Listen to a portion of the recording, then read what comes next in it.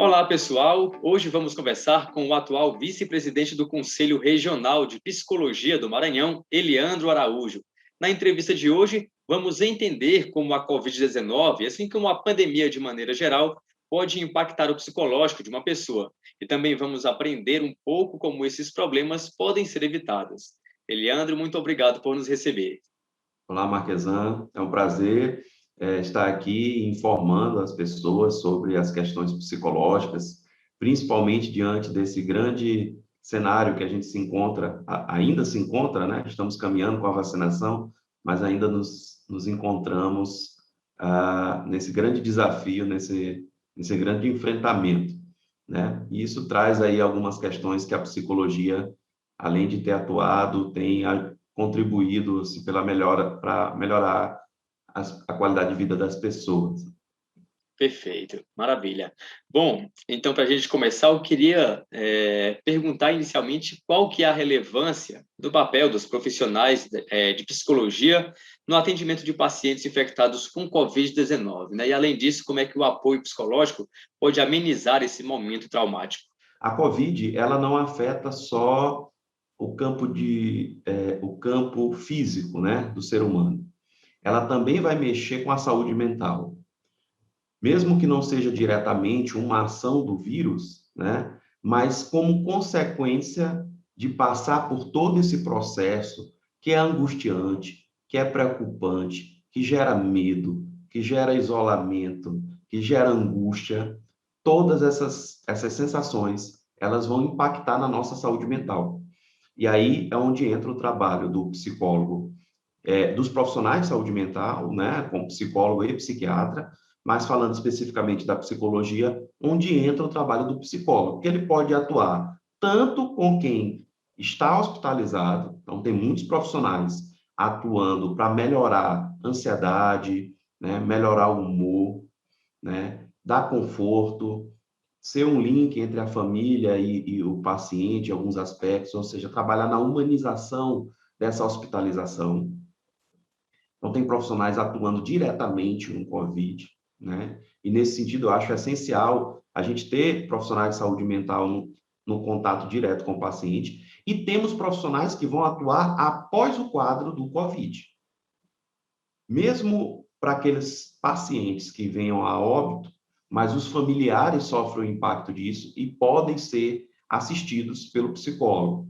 E aqueles que se recuperam, também é muito comum a gente ouvir relatos, né, de pacientes que se recuperaram, mas que começaram a apresentar algumas sensações emocionais. Seja uma ansiedade, seja uma tristeza, seja um medo, né? Então, alguns pacientes relatam a presença dessas sensações. E sim, o psicólogo, com as suas técnicas e, vamos dizer assim, instrumentos, ferramentas, podem estar contribuindo aí para a melhora desse quadro, desse paciente, né? É muito comum você ouvir que o paciente se venceu o COVID, mas desenvolveu uma ansiedade. E aí passa a lidar com esse novo problema, né? A tentar entender tudo isso, por que dessas reações, né? E é muito importante os profissionais de saúde mental estarem aí nesse momento também, no pós-COVID, né? Para dar o suporte que o paciente necessita. Maravilha. Bom, e dentro desse contexto, é, existem recomendações específicas que possam amenizar as consequências psicológicas, sem necessidade do paciente ir até o médico, né? Digamos que alguém acompanhe essa entrevista, ela já receba algumas dicas aí, principalmente para quem está cumprindo aí rigorosamente a questão do distanciamento social. Uhum. Eu não diria, eu não trabalharia nesse momento, viu, Marquesan, com a exclusão dos profissionais. Então, se você puder ir no médico, vá no médico. Se você puder ir no psicólogo, vá no psicólogo, né? Alguns pacientes pós-Covid que sentem a falta de ar estão indo também no fisioterapeuta respiratório. Então, eu diria que o melhor tratamento é a equipe completa, vamos dizer assim, né? Então, se você necessita de medicação, para ansiedade, para depressão, você precisa ir no médico. Você precisa desenvolver novos comportamentos para lidar com essas sensações, você precisa ir no psicólogo. E assim outros profissionais, né? os terapeutas holísticos, né, os fisioterapeutas, fonoaudiólogos, então a equipe de saúde. Então, nesse momento pós-Covid, mesmo eu sei que a gente tem privilegiado o distanciamento, que é importante manter o distanciamento, mas na questão do tratamento, da recuperação, é importante buscar essa gama de profissionais, porque aí você vai ter um acolhimento, vamos dizer assim, multidisciplinar e facilita na sua recuperação, né? Então, eu não diria assim, é melhor ir no psicólogo ou no médico? Não.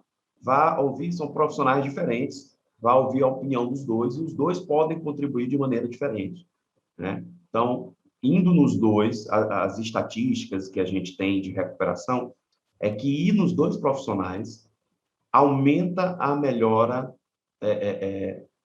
dos quadros apresentados. Então, o médico vai trabalhar com aspecto, o psicólogo vai trabalhar com a modificação de comportamentos, vamos dizer assim, disfuncionais, né? Então, tentar reajustar, readaptar, reorganizar, né? Isso é um trabalho aí que o psicólogo pode estar fazendo. Legal. Bom, e dando continuidade, então, eu queria que você explicasse um pouco como é que também pode ser feito o atendimento àquelas pessoas, né, que não sofreram talvez com a doença, mas perderam pessoas para a Covid-19, né, estão sentindo aquele peso dessa perda. Como que a psicologia pode ajudar nesse sentido? Historicamente, a psicologia tem um trabalho muito grande, já há longo tempo, com o luto, né? A gente sabe que, ao perder um parente, a gente passa por um processo de luto, e esse luto, ele tem, vamos dizer assim, etapas, né? Ele tem momentos. E é importante o profissional estar dando essa assistência a essa pessoa, né? A gente tem visto famílias que perderam pai e mãe e deixaram os filhos, né? Outros perderam os avós. Outros... Então, a gente tem tido muitas perdas, e essas perdas impactam na nossa rotina, na nossa vida, na nossa reorganização da, da nossa realidade, do que a gente tem que fazer. E a psicologia tem um trabalho muito forte com o luto. Então, assim, o trabalho do atendimento psicológico vai acolher essa pessoa nesse sentimento que ela está tendo, né? Eu costumo dizer que as pessoas, de maneira geral, dizem assim: não fique nervoso, não fique triste, não sofra tanto, né? A gente escuta muito isso das pessoas do senso comum, de vizinho, de amigos, etc. Se a gente soubesse fazer isso e funcionasse, né? Todo mundo fazia, né? Então, assim, eu não quero ficar triste, eu não vou ficar. Só que não é assim que funciona, né? Cada evento impacta emocionalmente de uma maneira, né, diferente nas pessoas. Então, é importante ter o olhar do profissional para que ele possa avaliar se aquela tristeza é uma tristeza de momento ou se está caminhando para se tornar um quadro de depressão, por exemplo, né? Para que o psicólogo possa trabalhar exatamente a recuperação, né? Trabalhar essas emoções, recuperar esse lado emocional que está abalado. Então, existe todo... O profissional tem várias ferramentas, instrumentos para auxiliar o paciente, para auxiliar a comunidade, que precisa desse, vou usar esse termo aqui entre aspas, né? Um resgate dessas emoções que estão prejudicadas, né? Então, o profissional da psicologia vai atuar para trabalhar essas emoções, né? Então, se eu estou muito agitado, se eu estou muito ansioso, eu vou ter estratégias, desenvolver estratégias para me acalmar. Se eu estou muito depressivo, eu vou desenvolver estratégias para que eu anime, né? Melhore o meu ânimo, né? Então, todo esse trabalho vai sendo avaliado e acompanhado, e o profissional vai estar junto com o paciente, ele não vai fazer só. Diferentemente daquele conselho, né, da porta da rua, né, o profissional estará acompanhando o paciente, né? Essa talvez seja a grande diferença. E o paciente vai poder expressar suas emoções, ele não vai precisar conter, esconder, né? Colocar para debaixo do tapete aquela mágoa, aquele sentimento. Não, ele vai ter a oportunidade de expressar isso e ir ressignificando até ele se sentindo melhor. Perfeito. Legal.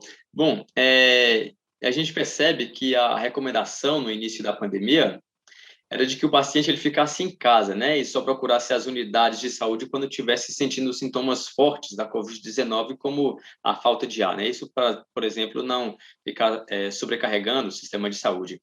Você acredita que essa recomendação ela pode ter causado o sentimento de abandono nos pacientes e assim ter causado ansiedades demasiadas? O que eu observo assim dos casos que eu tenho acompanhado é que o isolamento teve um impacto nas pessoas, né? Não sei se necessariamente só por causa de não poder ir no médico, ou de não poder sair, ou só ir quando só ir ao médico quando não tiver faltando ar. Mas o fato de ficar isolado em casa teve um impacto muito grande, principalmente na ansiedade, porque a gente perde um fator que é, inclusive, preventivo da nossa saúde mental, que é o suporte das pessoas, o apoio social, o apoio dos amigos, o apoio daquele grupo da igreja, o apoio daquele grupo de final de semana, do grupo do esporte, do grupo da comunidade, dos amigos. A pandemia trouxe essa barreira para isso. E isso impactou no isolamento, e impactou naquela sensação, estou sozinho, preciso das pessoas e não posso me conectar com elas. Mesmo virtualmente conectando, não supre a necessidade do contato presencial, né? Esse instrumento que a gente está conversando aqui de conexão, né? De ferramenta online, ele ameniza, mas sim as pessoas precisam do contato presencial, que a gente aprendeu a conviver com isso, desenvolvemos aí uma certa resiliência para lidar com essa barreira, mas que faz falta, sim, e a nossa expectativa é que o resgate disso ajude muito na diminuição da ansiedade, né? Então, sim, o isolamento teve um fator responsável aí por alguns adoecimentos da ordem emocional, da saúde mental, porque aquela pessoa que era muito acostumada a sair, de repente se vê dentro de casa, sem ter muito para onde ir, né? Isso gera um impacto, uma adaptação é mais difícil, nem todo mundo teve acesso a acompanhamento para levar essa adaptação de uma forma melhor, e aí acaba sentindo mesmo.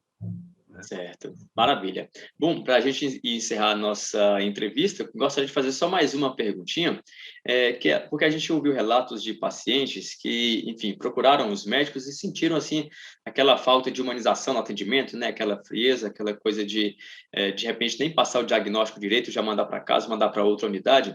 E, ao mesmo tempo, a gente viu que uma pesquisa da FGV apontou que 70% dos profissionais de saúde se sentem despreparados para enfrentar a pandemia da Covid-19. Você acha que pode ter uma relação nessas duas causas?